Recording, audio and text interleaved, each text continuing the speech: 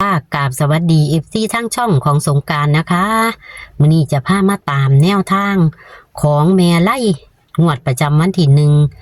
มิถุนายน69เป็นโค้งสุดท้ายค่ะ พี่น้องโค้งสุดท้ายแม่ไล่กับฝันดีคักพี่น้องฝันดีคัก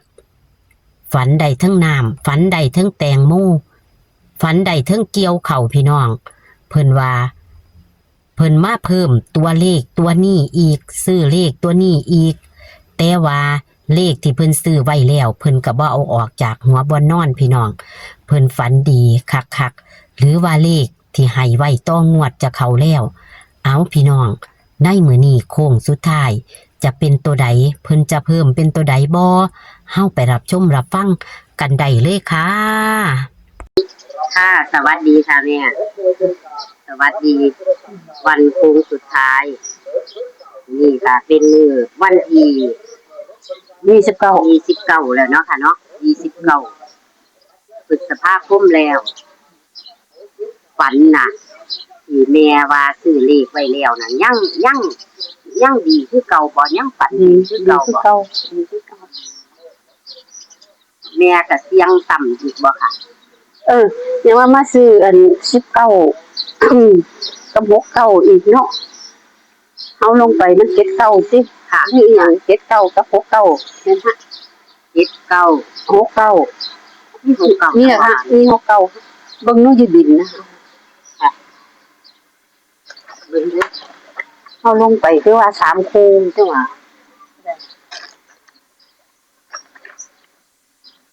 มันเอาหลายคนนี่ออกไอ้10ออกลาวไปมื้อก่อนนี่วันพุธคืนวันพฤหัสมื้อคืนนี่มันพฤหัส15คืนแม่ออกไปเลขลาวเลยนะหลอนๆหรือวัน101มาออกลาวนั่นว่ากับเลขข่อยก็จะออกเลขลาวนำดีว่าเนาะแม่นค่ะจะเป็นจังไดแม่ที่นี่บาดความผันติซื้อเลขเพิ่มซื้อเลขอัน19เนาะซื้อเลข19กับอันกับ69บ่69เลข69มันเป็นพศแม่บ่แม่เนาะเป็นพศแม่96นะบัดนี้อันมาผันไปหน้านี่เป็นยังผันแต่นี่แต่ว่าไปเกี่ยวเขาแท้ว่าฝันอีกงวดนี้เลยไปเกี่ยวเขาผัดไปเกี่ยวเขาอยู่หน้าเก่าหน้าแม่พุ่นค่ะเขานี่แดงจึ้งคือมานี่ผัดอันเครือบักบวบขึ้นปลายไม้เนาะก็เลยว่าสิไปต้อยเอาบักบวบ2หน่วยต้อยบวบ2หน่วยก็เลยกลับขึ้นมาก็เลยว่าปาดอัน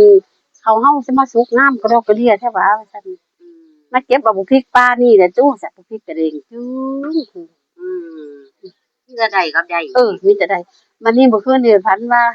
ไปเฮือนป้าพุ่นน่ะไปเฮือนป้าพุ่นเป็นคือเฮือนพญาใหญ่เลข2เก้าเฮือนเพิ่นน่ะมีใหญ่กันบัดผู้ย่าผู้ตายย่าสั่นย่าเชื่อเนาะตายไปแล้วก็เลยว่ามีใหญ่ขอน้ำเด้ว่าซั่นขอก็มาเอาแม่ล่ะจ้ะก็เลยไปตักเอาน้ำเอาอันแก้วเฮาจูเฮาได้ไปตักเอาน้ำมาให้เอื้อยกิน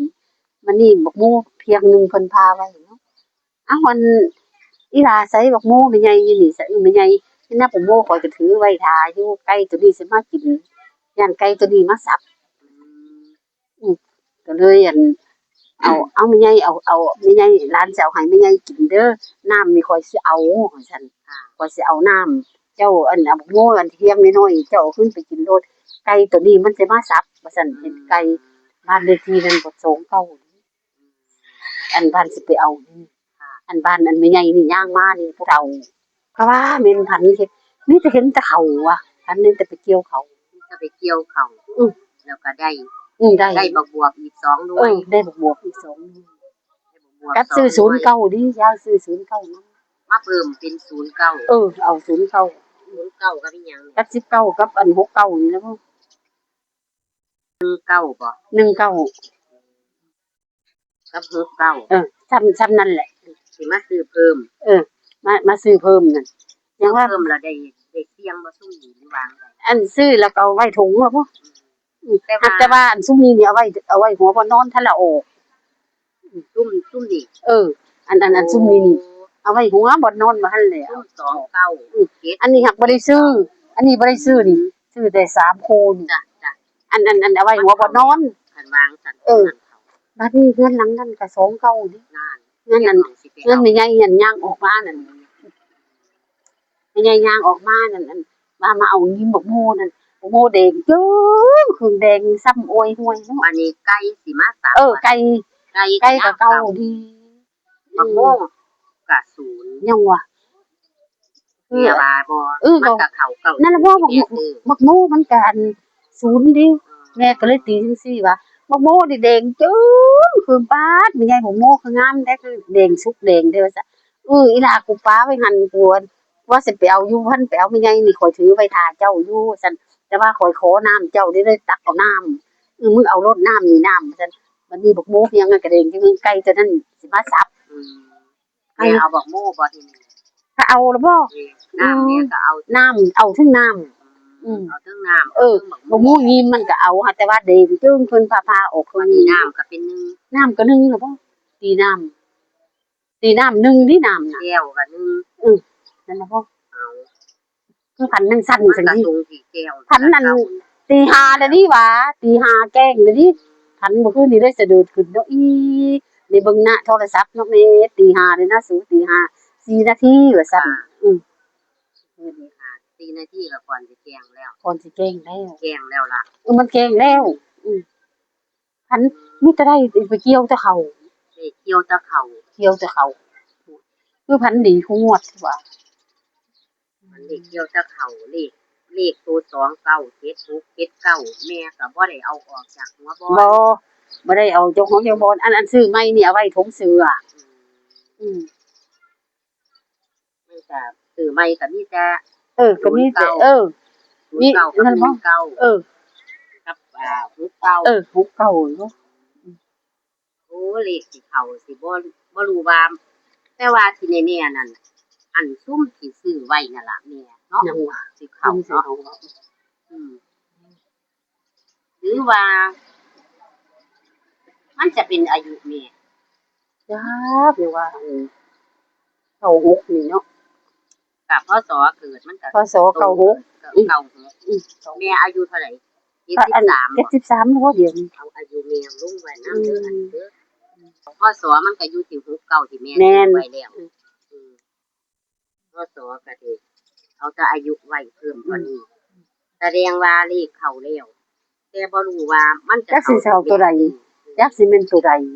แต่ว่าเขาเจ้าก็ทักมาอยู่ดอกว่าแม่คือบ่เสี่ยงทีละตัวซั่น เอาก็มันก็ซื้อเนาะบ่ได้ซื้อตัวบ่ได้เสี่ยงตัวเดียวดิ เพิ่นว่า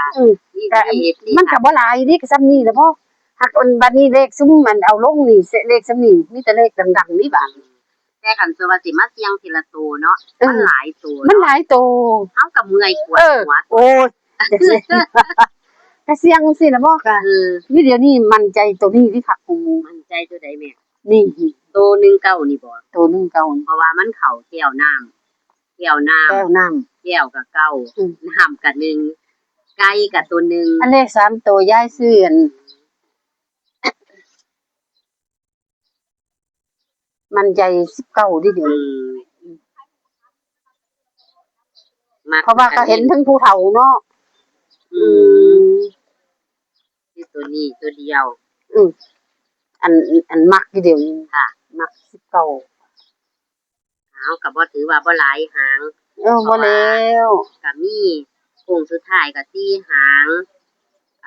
แต่ต่องวดของแม่นั่นที่แน่ๆน่ะก็มี3หางที่แม่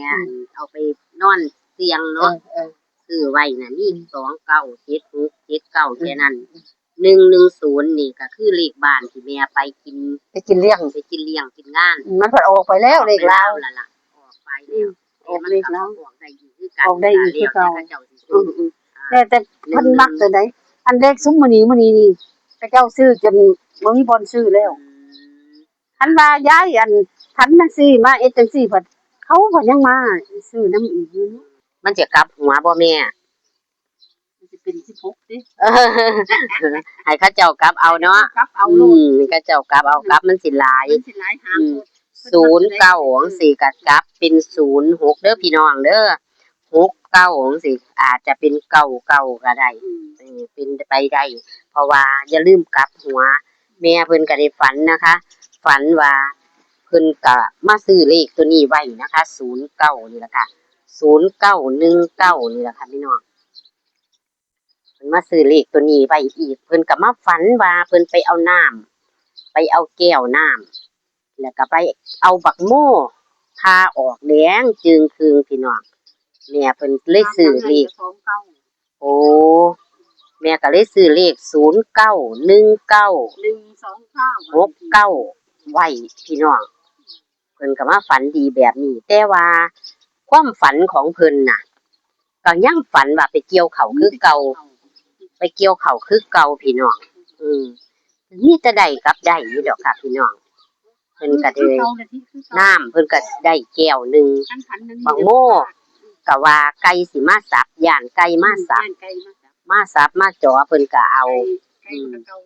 ไก่กับเก่ามันก็ลงที่เก่าหนึงล่ะพี่น้องน้ำก็แก้วหนึงเนาะแก้วกับเก่าน้ำก็หนึ่งแม่เพิ่นก็เลยตีตัวนี้เพิ่นก็เลยมักตัวนี้เด้อค่ะพี่น้องอ้าวค่ะอายุแม่นี่73ปีก็เลยเอาไว้นำนะคะพี่น้องถ้าเทียออกอายุของเพิ่นนะคะส่วนพศของเพิ่นคือ96เด้อพี่น้องเด้อมันก็เข้าตรงที่เพิ่นซื้อไว้ซ้ำ69เพิ่นซื้อไว้นะคะ091969คือโตเพิ่นซื้อไว้เด้อพี่น้อง73นี่แอดเพิ่มให้เพิ่นคืออายุของเพิ่นฝันดีหรือว่าจะมาอายุพศก็96นะคะเอาโชคๆมันๆเด้อค่ะกับแม่ไล่ในโค้งสุดท้ายของวันที่1มิถุนายน69นะคะโชคๆมันๆค่ะขอคนละไลค์คนละแชร์นะคะขอให้เข้าอีกคือเก่าติดต่อกันมา2งวดแล้วคลิปนี้ก็ฝากไว้ซ้ำนี้ค่ะสวัสดีค่ะ